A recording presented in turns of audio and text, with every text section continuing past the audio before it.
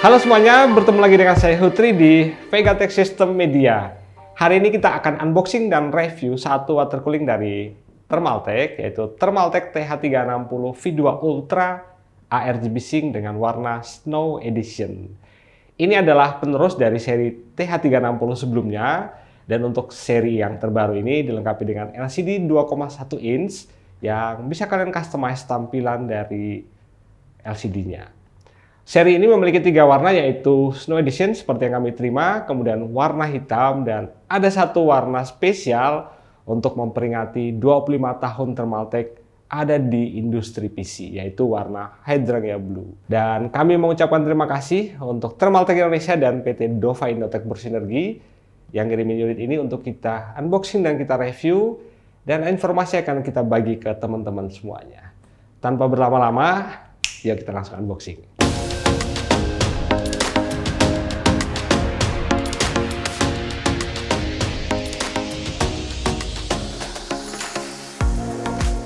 Sebelum unboxing kita cek bagian belakang. Oke, bagian belakang sini ada fitur dari Thermaltake TH360 V2 Ultra ini. Kemudian ada spesifikasi lengkap, dan di sini adalah mainboard apa aja yang sudah support. Tapi harus ingat di sini harus memiliki 3 pin ARGB 5 volt, yaitu adalah mainboard Asus, kemudian Gigabyte, MSI, ASRock, dan Biostar. Dan yuk kita langsung unboxing aja. Nah, kita dapat 2 lembar manual. Pertama adalah part list yang kita akan temukan di dalam dus ini. Sini adalah water cooling TH360 V2 Ultra. Berikut adalah backplate dari Intel LGA 1700, backplate buat Intel LGA 1200 11.5X, bracket buat Intel LGA 1700 1200 11.5X. Ini adalah mur pengunci. Stand off untuk Intel LGA 1700, 1200, 11.5X. Stand off untuk Intel LGA 2066, 2011. Ini adalah bracket buat AMD, AM4 atau AM5. Dan ini adalah pengunci untuk bracket AMD. 12 baut panjang, 12 baut pendek, 1 buah thermal paste, 3 buah fan TH120, 1 splitter PWM 4 pin, 1 splitter ARGB 3 pin 5 volt, 1 splitter USB, dan 3 buah pengunci untuk ARGB header. Selanjutnya adalah instalasi guide untuk Intel. Dan selanjutnya instalasi guide untuk AMD. Di halaman selanjutnya, ini adalah instalasi guide untuk pemasangan fan, pemasangan radiator ke casing, penyambungan fan, 4 pin PWM dan ARGB, dan pemasangan water block ini ke soket prosesor yang kita pakai. Selanjutnya adalah LCD display untuk setup guide. Dan selanjutnya yang terakhir adalah mainboard sync untuk ARGB synchronize dengan mainboard. Di lembar yang kedua, ini adalah informasi untuk instalasi dari software controller untuk Thermaltake TH360 V2 Ultra ini. Oke, untuk buku manual, lembar manual seperti ini.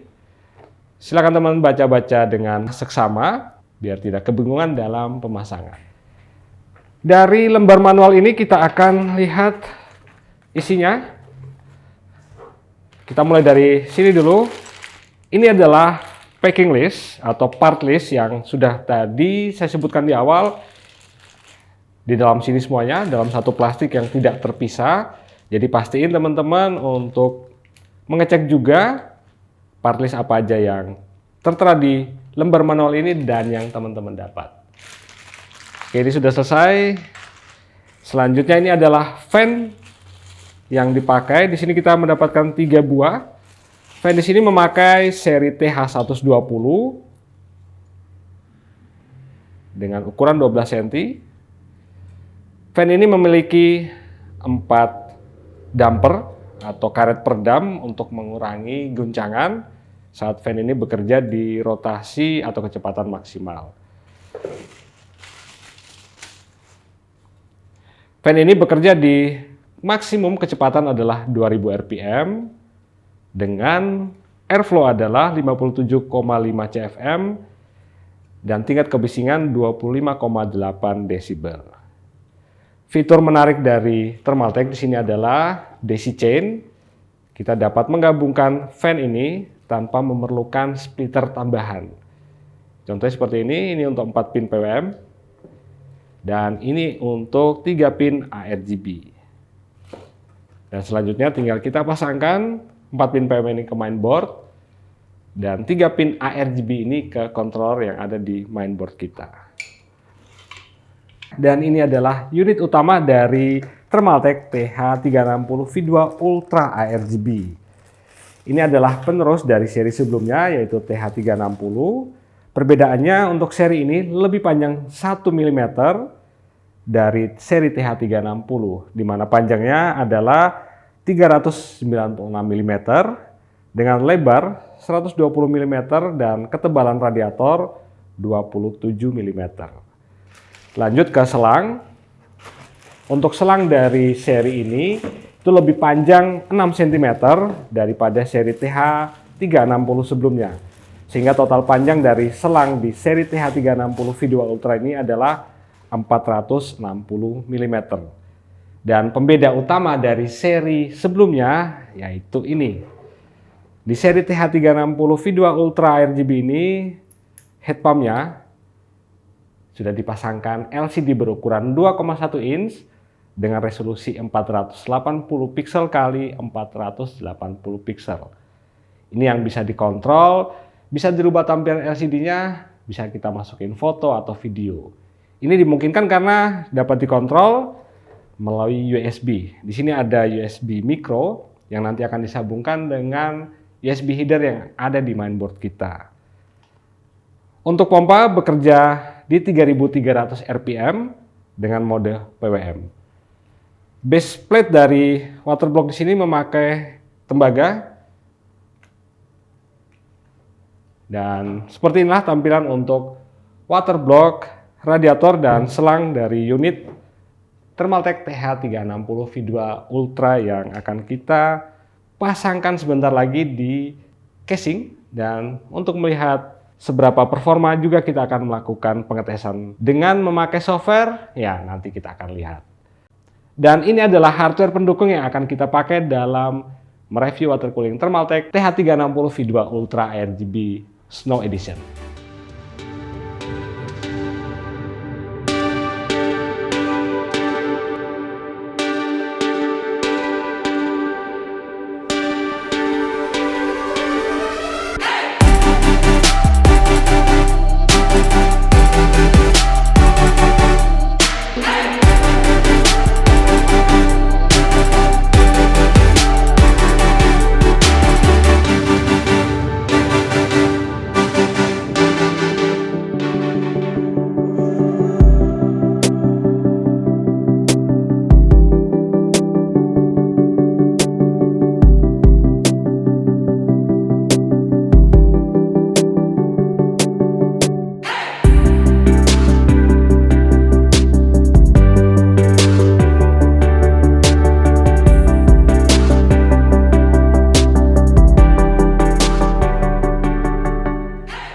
Dan ini adalah fitur daisy chain untuk menggabungkan fan, 4 pin PWM, dan 3 pin ARGB.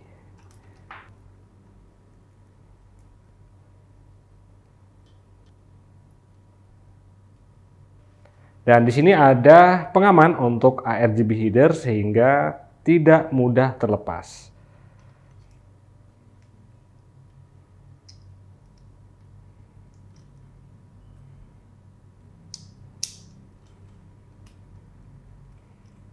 Oke, ini sudah aman banget, jadi tidak takut lagi terlepas dan koneksi tidak bakalan hilang. Untuk pemasangan bracket Intel di sini memakai model sliding, jadi kita tinggal memasukkan ke sini. Dan untuk melepas juga tinggal kita tarik. Mudah banget. tidak memerlukan baut pengunci.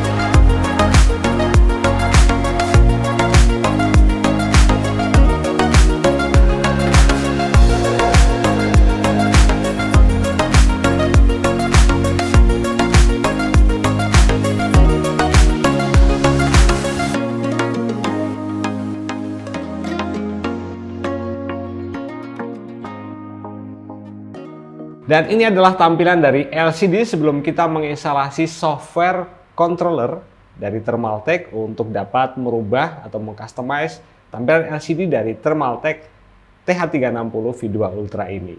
Untuk dapat mengontrol tampilan LCD, kita bisa langsung download dari websitenya Thermaltake. Oke, silakan pilih Thermaltake RGB Plus Software. Setelah di-download, bisa diekstrak untuk filenya dan langsung diinstalasi. Kita langsung run untuk software controllernya. Oke, bila mendapatkan pesan error seperti ini atau warning, itu bisa teman-teman lewati saja. Kita langsung masuk menuju ke menu bagaimana untuk bisa mengcustomize tampilan dari LCD. Untuk pertama kali setelah kita menginstalasi software controller ini, tampilan pertama adalah langsung merujuk ke CPU temperatur dari prosesor yang kita pakai. Nah, ini adalah beberapa opsi tampilan yang bisa kita tampilkan di LCD. Pertama tadi adalah CPU temperatur, kemudian ada CPU frekuensi. Berikut adalah CPU load, GPU temperatur. Nah, di sini GPU not available karena kita memakai integrated GPU yang ada di dalam prosesor i7 13700K ini. Berikut adalah GPU frekuensi, ada GPU load, ada RAM size, kapasitas yang kita pakai, ada frekuensi RAM, RAM temperatur, RAM load. Ini menampilkan suhu dari liquid yang ada di dalam water cooling. Ini tampilan untuk carousel, jadi akan berganti-ganti untuk tampilan. Berikut adalah window stream. Oke, untuk window stream di sini bisa di customize seperti demikian. Oke, di apply akan keluar. Oke, ini untuk cuaca. Ini menampilkan jam. Kemudian ada teks. Oke, untuk teks di sini juga bisa di customize. Dan terakhir adalah info. Di sini merangkum prosesor, GPU temperatur. Oke, dan ini yang paling menarik, yang paling ditunggu-tunggu, yaitu kita dapat mengcustomize tampilan LCD ini dengan video yang kita punya. Di sini maksimum video yang bisa diupload adalah 20 MB dengan resolusi 480 dikali 480. Ini saya sudah punya satu file yang sudah saya upload sebelumnya, dan ini dia tampilannya. Kita langsung bisa apply. Nah, seperti ini untuk tampilan saat kita sudah mengupload video yang hendak kita tampilkan. Nah, itu demikian software customized dari Thermaltake TH360 V2 Ultra, dan berikutnya kita akan langsung menampilkan data hasil pengujian performa dari water cooling ini. Dan sebelumnya kita juga informasi, kita mengganti thermal paste biar seragam untuk hasil yang diperoleh. Kita mengganti thermal paste dengan memakai Arctic seri MX6 2 gram. Dan untuk data pembanding, di sini kami menampilkan juga data dari heatsink fan ID Cooling SE207XT dual tower dengan 2x12 cm. Untuk informasi di sini kami memakai software benchmarking yaitu Cinebench R23, pengetesan throttling tes selama 10 menit. Di sini kami membagi dua pengetesan, yaitu memakai limit TDP dan non-limit TDP, atau PL1 dan PL2 mengikuti dari Intel, dan berikutnya kita open limit. Dan di sini kita mengambil data average dan maksimum. Pertama untuk core effective clock, di sini untuk limit SE207XT berada di 3198, TH360 berada di 3479, dan untuk non-limit SE207XT berada di 3668 dan TH360 berada di 3983. Itu untuk yang average. Dan untuk maksimum, core effective clock adalah dengan limit SE207XT 4644 dan TH360 4747. Dan untuk yang non-limit 207XT 4706 dan TH360 V2 berada di 4868 MHz. Selanjutnya untuk peak core effective clock average SE207XT berada di 3485, TH360 berada di 3830, ini untuk limit. Dan untuk non limit SE207XT 3994 dan TH360 berada di 444. Dan untuk maksimum peak core effective clock, untuk limit SE207XT 5019, kemudian untuk TH360 5202. Sedangkan untuk non limit di sini SE207XT 5074 dan TH360 V2 berada di 5245. Selisih tidak terlalu jauh, kalau kita lihat masih di angka 5,2 giga ya untuk peak core di antara limit dan non-limit dari kedua pendingin yang kita pakai di sini. Selanjutnya adalah average untuk e-core effective clock.